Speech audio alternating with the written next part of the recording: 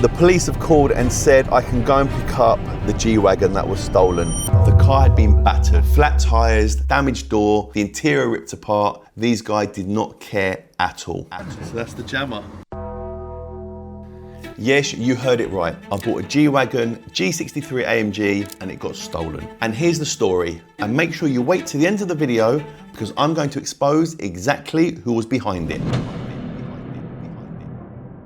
Living in London, you hear about the dangers and uncertainty around safety, from phone snatching to car theft, but you never think it will happen to you. So when I bought this G-Wagon from my good friends at Elgin Autos in Scotland, I never thought I'd end up in this situation. And in just moments, we were at a loss of £150,000. At the time, I was working with a rental company based in Watford. And I told them, I said to them, can you go and collect the car? They're like, no problem, yeah, we'll collect the car. So when they collected the car with 2 keys. And I put the car out to rent. Anyway, after X amount of months, it wasn't really working out with the company I was working with, and I was like, I'm gonna take the car back. I wanted the car back because I'd sold it to my cousin. So I ended up taking the car back. They never gave me the spare key. I knew there was 2 keys. They only gave me 1 key. So I did contact the owner of the rental company, and he said, Jan, I don't know where the key is. There used to be a lot of people coming and going in this rental company, shall we say, and I never got the key back. And I believe someone that I actually saw that used to go there on a regular basis took the key. So I just like, okay, whatever. And what we noticed is we could hear there was an air tag somewhere in the bonnet, but we couldn't find it because obviously it pairs up to your phone, so you know. And in that very moment, my gut instinct told me something was not right. So what I made sure was we put the Global Telemetrics tracker on it, the S5, and we put an immobilizer, but I made sure I put an analog immobilizer just in case. I'm like, even if they turn up with the key, because Mercedes-Benz are really difficult to start without a key.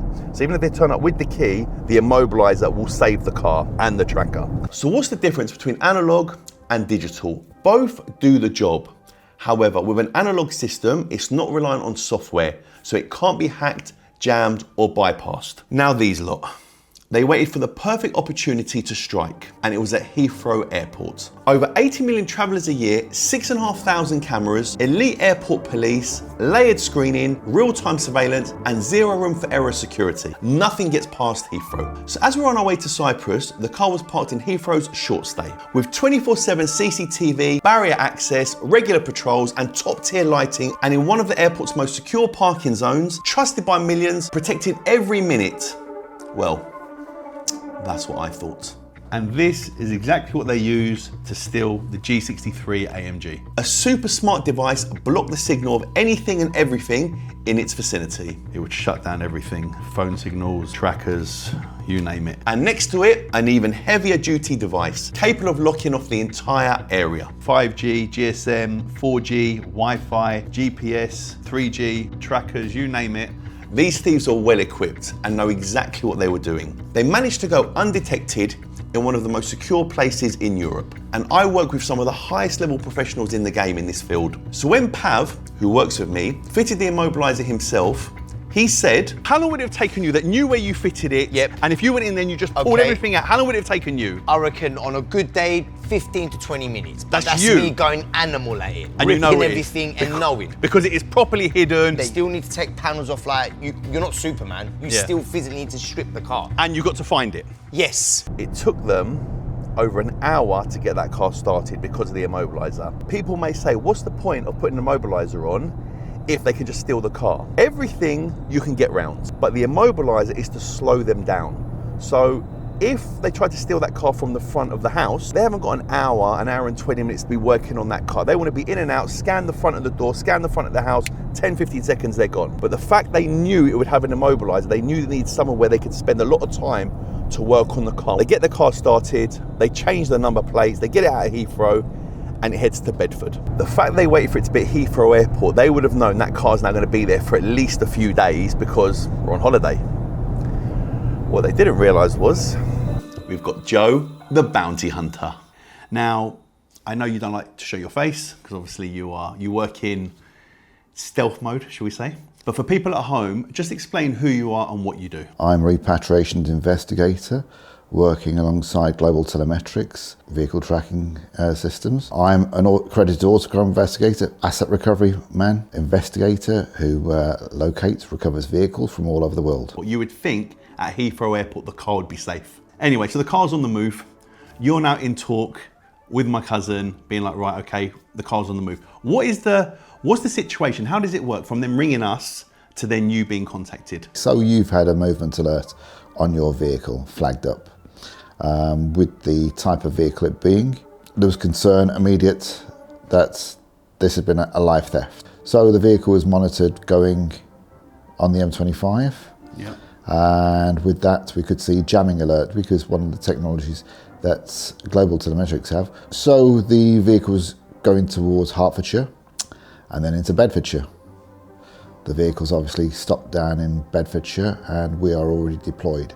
We're on the go. At that point, we can still see the car on the tracker. So we've got the Mercedes-Benz factory one, and we've got the Smart Track. So we can see the addresses, and we can see an address in Bedford.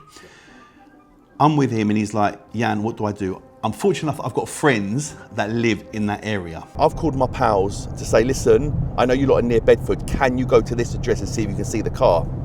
We've sent someone there. When we phoned him, I said, how far are you? He goes, I'm 6 minutes away. I'm like, wow, like perfect, so close. When he gets there, there's no car. He drives up the road, he can't see the car. And we're like, just drive around just to see, it's there somewhere. We don't know if it's in a garage or whatever, but he couldn't see the car. Next thing you know, he hears a car roar past him, and it's the car. Now, because it had the urban kit, it was obvious that it was our car. Anyway, he managed to chase the car, get the new registration number, that we can relay the information back to Joe the Bounty and Global Telemetrics and the police. The person that's driving that car is doing madness. 150, 160, driving around here, taking bends, wrong side of the road, jumping traffic lights. He was taking crazy risks. And our guy that was following was not prepared to do that. And you know what? I fully appreciate that and I fully get that. And thank you to you that actually at least you got us the number plate.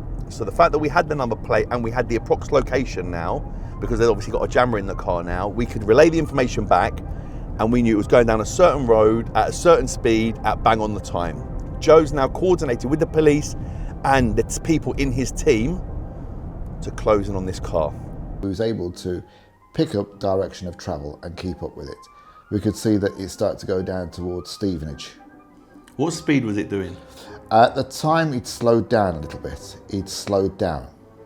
It was only when I think the realization that the net was closing in on him that he decided to go for it, and it did become ridiculous speeds. We had Cambridgeshire traffic waiting on northbound. We had Bedfordshire police, which was waiting eastbound coming across.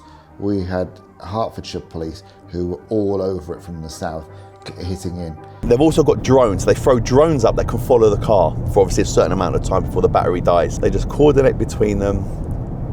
They close him in, the police cars are there, Joe the Bounty Hunter's there, they stinger the car, tyres all go, ends up on a pavement, the two guys jump out, try to go, and they grab him and arrest them.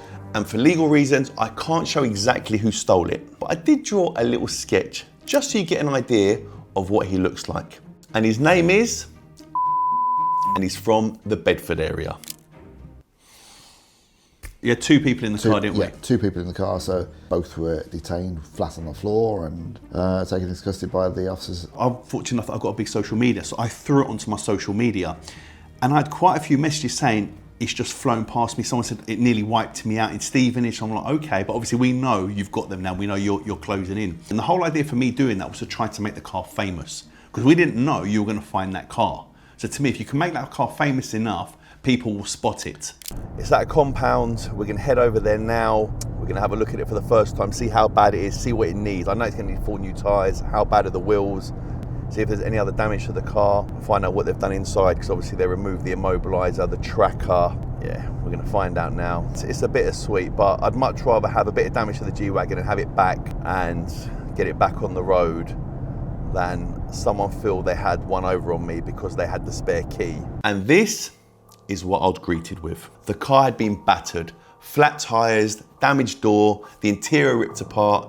These guys did not care at all. And as you can see, the door was damaged. I wasn't aware of that, but I did later find out that they did try to escape and the police car hit the door and stuck them in the car so they couldn't actually run away. After looking through the damage, I ended up finding the jammer they used. Look. Well, you've got a jammer there. So that's the jammer.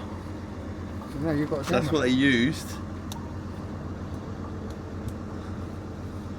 to obviously jam the signal. And they've got their gloves to hide the fingerprints. But that didn't work, did it?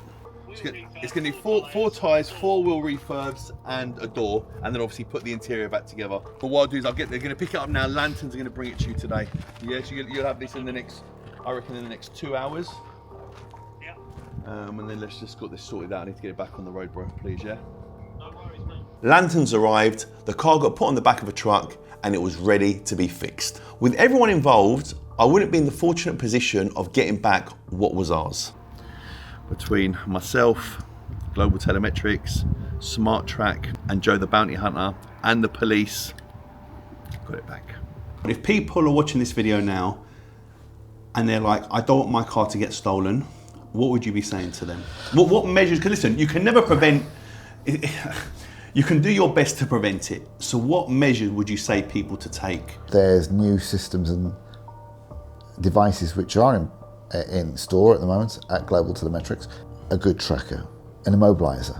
Now you can go 2 ways on that. You can either go back to basics of where we came from many moon ago in putting something on your vehicle. Yeah. The rental business is a ruthless industry, and I am still in that industry, but I'm fortunate now I found the perfect company to partner up with, and they have loads of my cars, very professional, all insured, take proper deposits, and if anything does go wrong, they will stand on. I've definitely learnt my lesson, and moving forward, I'll definitely do more research on the companies I work with to make sure I'm not put in this situation again. However, we did get the car back, so we win and they lose. So guys, we obviously know who stole the car, who was involved, and everything about it. However, it is a police investigation at the moment, so there's only so much we can say. Once the investigation's over, then we may reveal who else was involved, because it wasn't just that one person. Anyway, I hope you enjoyed this. Stay tuned, and we've got another big video coming real soon. Take care, guys. See you later.